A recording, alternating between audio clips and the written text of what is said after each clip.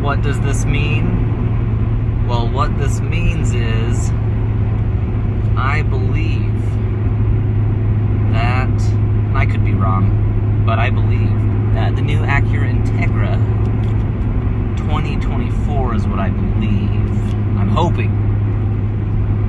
But the 2024 will be able to get beyond 60 in second gear as well.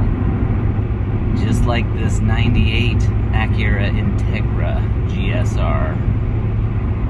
So awesome.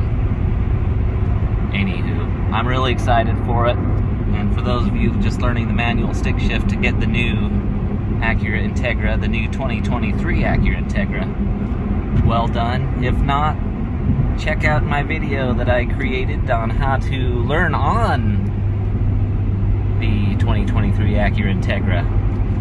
It's a great little tutorial to show you if you've never driven a stick shift. Much different than a 98 Acura Integra.